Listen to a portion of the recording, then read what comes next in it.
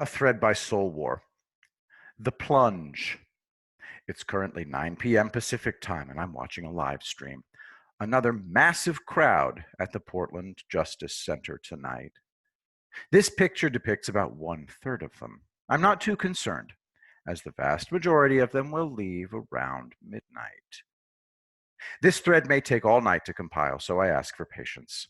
Antifa doesn't start the violence and destruction until around 2 a.m. Pacific time, and I usually go to bed around that time, then compile what happened when I wake up. Tonight is different. Tomorrow, Trump goes on the offensive. Americans have been patiently waiting, a tad grumpy, true, for the president to address a whole host of things that have desperately needed fixing here at home. Tomorrow, the recovery of America's infrastructure will begin in earnest. Knowing this, the left's kicked off a new campaign against the rule of law in Portland, and they have launched a massive PR blitz to cast any attempt to restore order or even to defend yourself against their Marxist mobs as criminal behavior. Well, President Trump is tripling down on restoring order and sanity on America's streets, regardless of how many state or DC ideologues caterwaul about secret police or Gestapo tactics. Everything Trump is doing is legal. Then there's this. Eric Schmidt, Attorney General of the state of Missouri. St. Louis prosecutor Kim Gardner is engaged in a political prosecution. I entered the case seeking a dismissal. As Attorney General, I have a duty to protect the fundamental rights of all Missourians, including the right to keep and bear arms in self-defense of one's persons and home.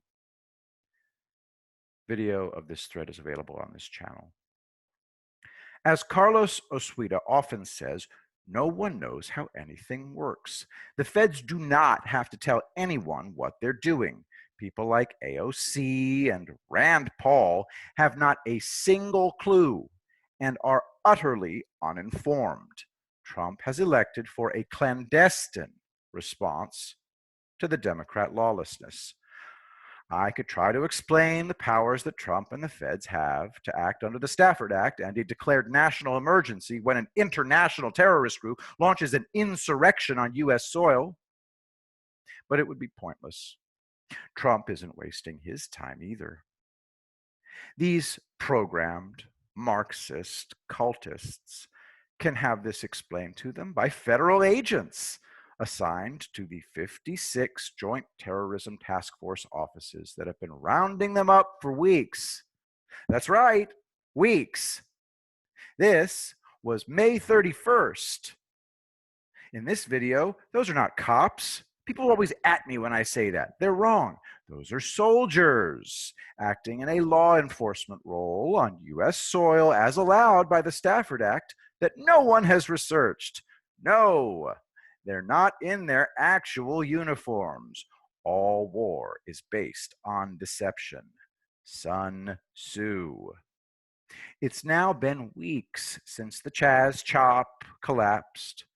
Dozens of armed lunatics, eager for a fight, and who'd proved they'd shoot unprovoked, just disappeared the night before. And no one's curious. They went home. They ran. Did they? When you escalate a riot to armed insurrection and a commander on U.S. soil, and they commandeer U.S. soil and put hundreds of U.S. citizens under threat, tacit hostages, human shields, what rules apply to you? When the money that finances all of this doesn't just come from Democrats, but from foreign nations? Portland is the flashpoint where the Democrats are doing everything in their power to create an incident. Read, dead protesters, for a Kent State 2.0 to defeat Trump's re-election. The stage is set. Look at this crowd. How many Democrat operatives are hiding in there? Just waiting for a go signal. Will it be an accidentally fatal rubber bullet or blanks fired from a crowd of Antifa in the hopes federal agents will respond with live rounds. As I've said, there are 1,001 dirty tricks to get feds and rioters to attack with deadly force. The crowd currently at the Portland Justice Center has to be at least 3,000 people. I expect at least 1,800 to leave by 12 a.m. Pacific time in about 2 hours. Then the fun begins. I expect serious attempts at arson tonight as Antifa's efforts the last 2 nights were quickly foiled. In a previous thread, I'd said Antifa got their feelings hurt by those mean old marshals pushing them around and spoiling their violent and destructive fun. So they called on their Antifa moms and daddies, the Democrats, to come rescue them. The next day, the Antifa moms appeared.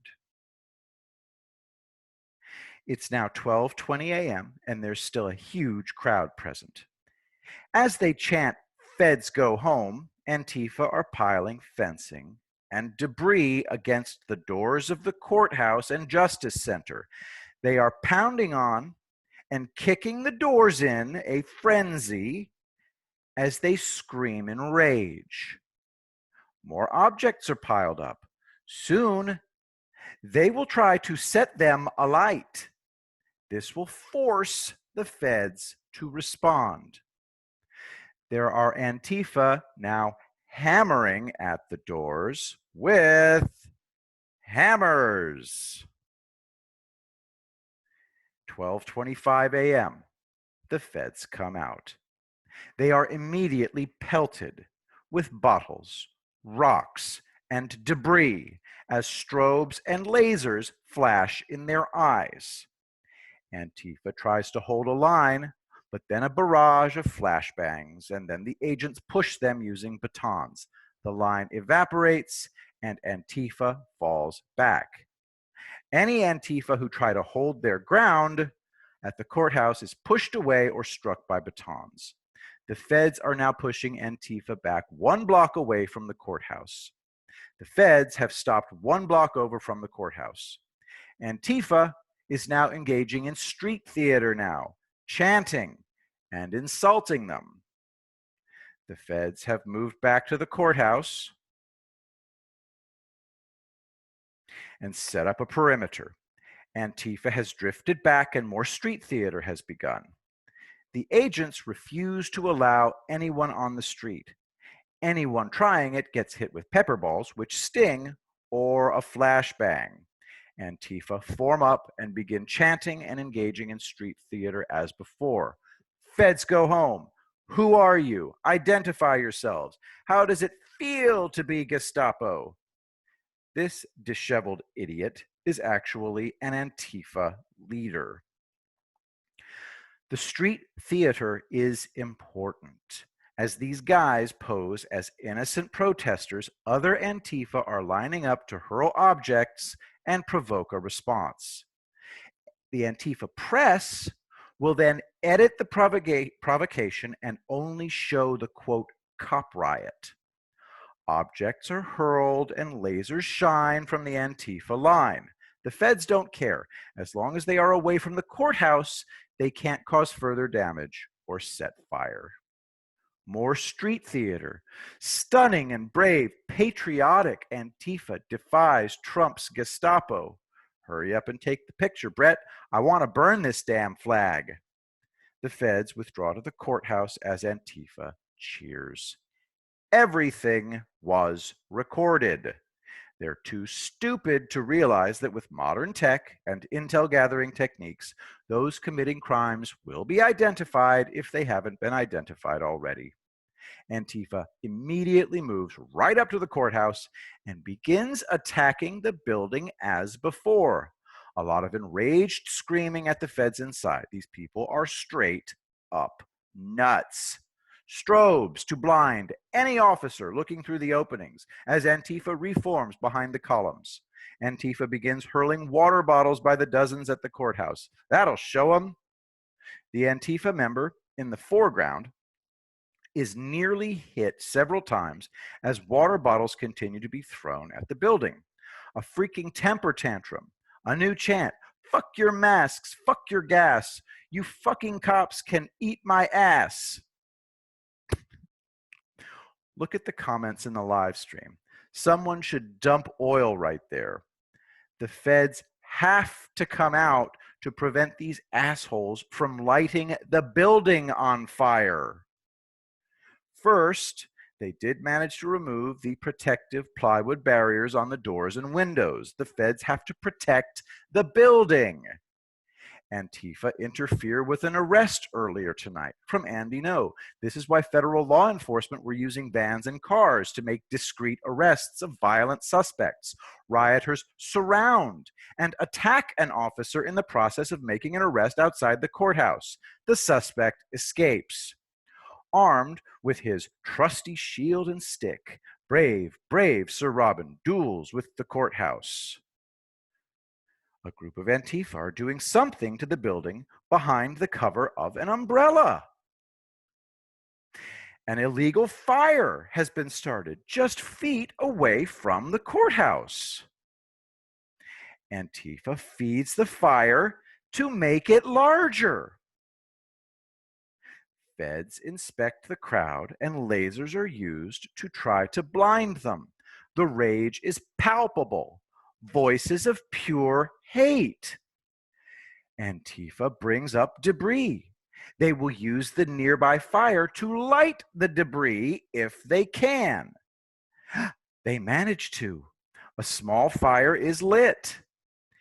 They immediately try to feed it, to burn down the building. Suddenly, bear spray. It disperses the firebugs and douses most of the fire. Curses. Foiled again. Part 2. Audio video in about 4 hours. I need sleep. Signing out for now.